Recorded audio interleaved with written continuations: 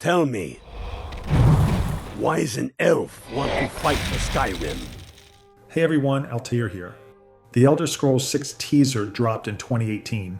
36 seconds, mountains, a logo, that's it. And shit's been on the scroll ever since. I went through interviews, layoff reports, Steam data, and more discussions trying to find where or what the issues are. 4 warning signs came out of it, and I'm saving the last one for the end because it's the one thing none of us have ever really connected yet. Alright, let's get into it. Skyrim sold 60 million copies. That puts it right next to the original Super Mario Bros. On the all-time bestseller list. So whatever follows that will obviously compete with the other games dropping in 2028 or 2029. Then it has to somehow beat 15 years of personal memories and completely custom modded playthroughs. The nostalgia is just so thick that basically no single game could realistically cut through it. Bruce Nesmith was the lead designer on Skyrim, left Bethesda in 2021 during the Microsoft acquisition, and in a recent interview he said straight up that meeting fan expectations is going to be almost impossible for any team to pull off. He also pointed out that marketing departments start panicking the moment a score dips below 95 on Metacritic, which kind of tells you everything about where the pressure is actually coming from. But Nesmith actually offered a pretty clear way out of this mess though. He pointed at Baldur's Gate 3 and said Bethesda needs to bring real weight back into player decisions. Larian built a game where picking one faction locks you out of huge chunks of content on the other side. Intentional design, by the way, and it makes what you cap feel like you've really earned it. Nesmith's take is that Bethesda drifted from that over the years, and bringing it back could really change how the next game lands. And Baldur's Gate 3 crossed 20 million copies sold by late 2025. That's obviously not a niche audience. The mainstream is telling you it really, really wants depth. Like if patience were a skill tree in this game, we've all would have maxed it out years ago. Starfield peaked at over 330,000 concurrent players on Steam in September 2023, crashed into the low thousands within months and barely moved since. The current lifetime rating sits at 57% positive. Steam calls that mixed, and that's after the updates. 2 things really drove people away. First, the procedural generation. Bethesda threw over 1,000 planets into the game, which sounds wild on paper. A lot of them shared the same structures though, copy-pasted across different terrain, land somewhere supposedly unexplored, and you'd recognize the layout from a planet you'd already visited 3 hours ago. The sense of discovery that made Morrowind and Skyrim feel alive was basically gone. Second, the loading screens. The engine tracks your position using a coordinate system that starts losing accuracy the further your character gets from its center point. To stop physics from falling apart, everything wipes and reloads.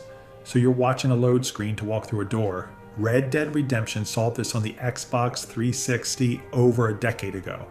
Watching Bethesda still deal with the same thing in 2023 was genuinely hard to defend. For years, a huge chunk of the fan base wanted Bethesda to drop their engine entirely and move to Unreal Engine 5.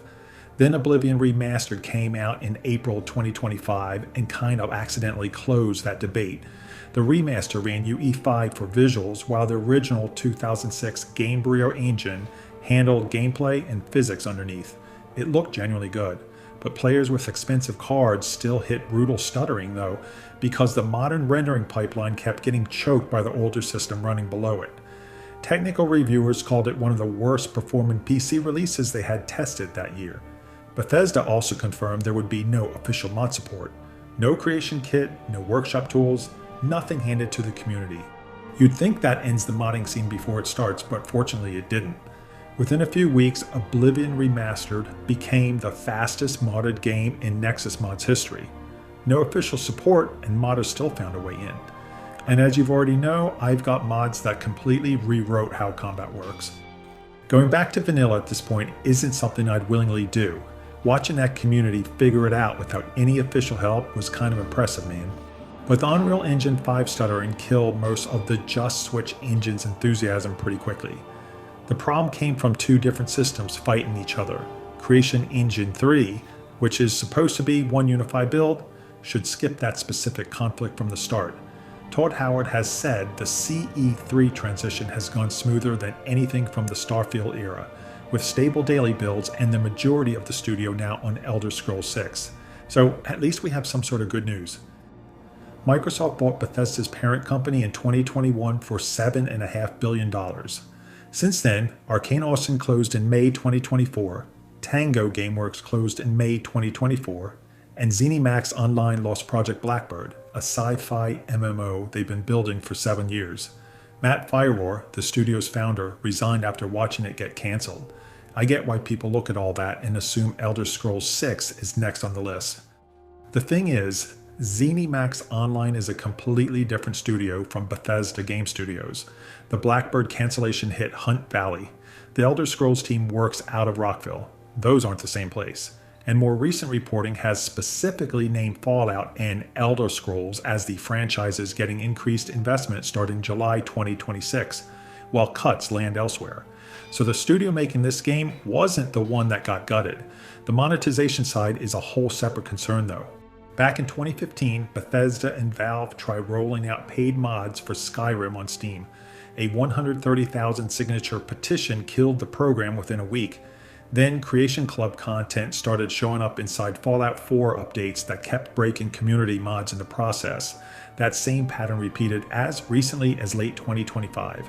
Bethesda was still selling paid Skyrim Creation Club content in 2026, while Elder Scrolls 6 stayed completely silent. I genuinely don't know if Elder Scrolls 6 ships with a built-in paid mod system from day one. Given the history though, I'd be pretty surprised if monetized mods never showed up at all. And that probably would be the biggest bullshit here. Here's what kept coming back to me after I laid everything out side by side. Fallout 76 launched broken in 2018. Starfield shipped in 2023 with the same performance and loading screen issues we just talked about. Oblivion Remastered arrived in 2025 with severe stuttering on machines that should have handled it fine. These games had nothing in common creatively. Same category of technical failure at launch every single time. Now, if you've noticed, that is a pattern, which is a lot harder to wave away than a one-off disaster. A lot of the discourse around Elder Scrolls 6 focuses on story depth, world scale, RPG systems going too casual or not deep enough. Those things matter, but what actually sits with me is more basic than all of that. Will the game run correctly when it ships? That's the area where Bethesda has failed consecutively across different budgets, different partner studios, different engine iterations. A fourth launch with that same kind of mess stops being a streak of bad luck. At that point, it becomes a fairly clear picture of how this studio currently ships software. Review scores and faction discourse I can tune out. A fourth consecutive technical failure I cannot. So is Elder Scrolls 6 doomed? Nah, probably not. 60 million people bought Skyrim, and Microsoft is actively putting more money into this franchise while cutting other projects. The development sounds more stable than Starfield's ever was, and an audience that wants a deep single-player RPG clearly still exists in massive numbers. What probably happens is that it sells well, reviews solid, and still leaves a lot of longtime fans feeling like something didn't quite get there. The mods will fill in what vanilla missed, like they always do. The discourse will be loud for a few months and then settle into something more reasonable. A very expensive, very visible, pretty good. And after 15 years of people building this up in their heads, that is going to sting in ways no review score will fully capture. So feel free to drop your biggest concern in the comments. I'm genuinely curious if it's the same one sitting in my head. And I'll see you on the next one.